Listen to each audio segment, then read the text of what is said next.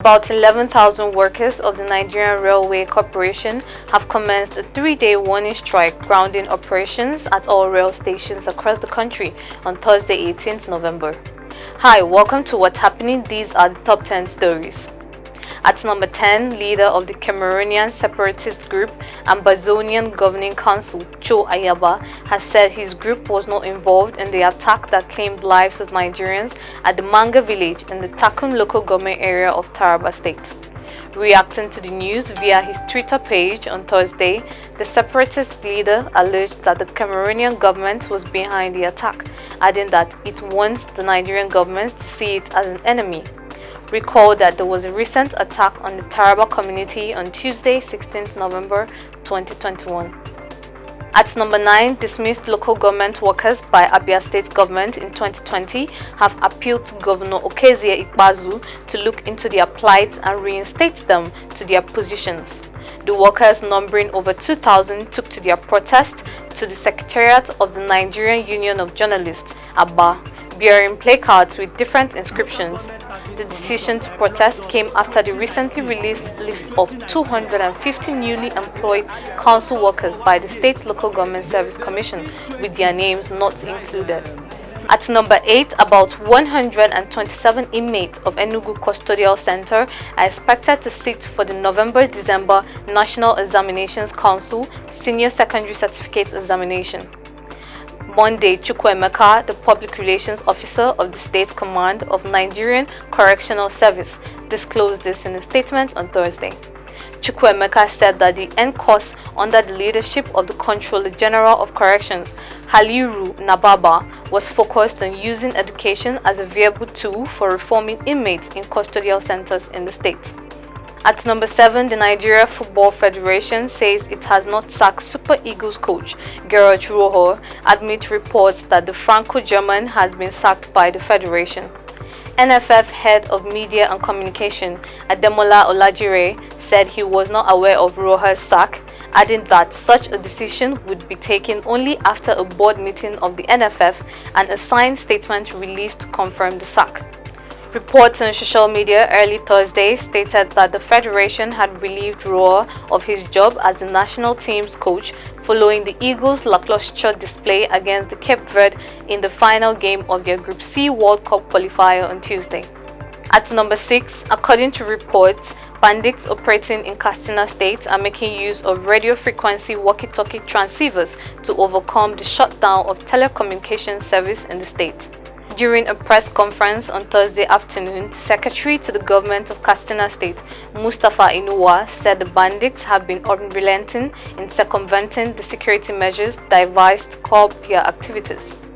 Recall that the state government had in September cut telecommunications networks in 13 local government areas with an aim to curb the operations of the bandits in the state. At number 5, Nigeria's Police Inspector General stops ejection of female officers married to civilians from barracks.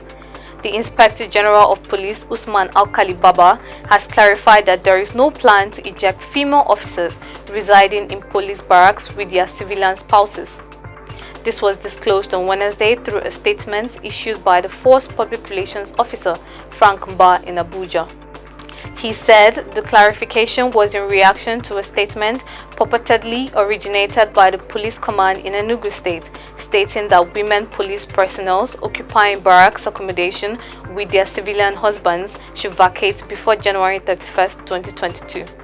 At number 4, the Nigerian government has reacted to its removal from a religious freedom blacklist by the United States government. In a statement published on Thursday and signed by the Minister of Information Lai Mohammed, the federal government held the United States for removing Nigeria from the list, calling the decision fair and just. Mohammed reiterated his earlier stand when Nigeria was put on the list last year that Nigeria does not engage in religious freedom violation or have a policy of religious persecution, and re-emphasized on how such cases are taken seriously.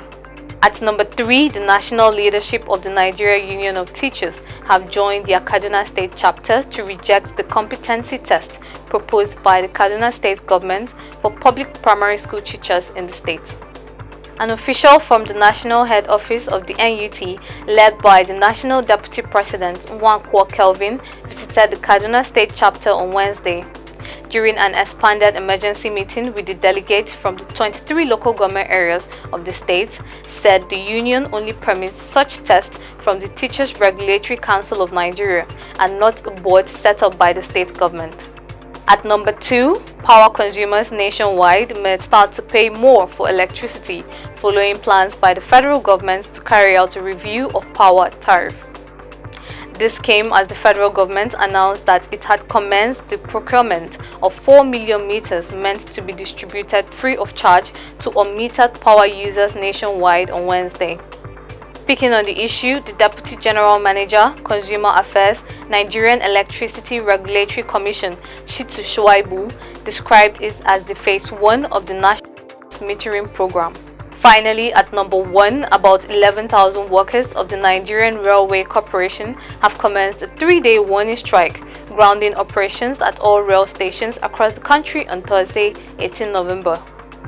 There has been a halt in all train operations nationwide, including services on the Lagos-Ibadan, Abuja-Kaduna, Warri-Itakpe, Lagos-Kanu, Kanu-Unguru, and Aba-Port Harcourt, with thousands of railway passengers left stranded at stations across the country.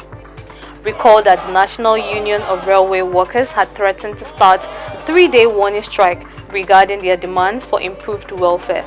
Always remember to wash your hands, wear your mask, and stay safe.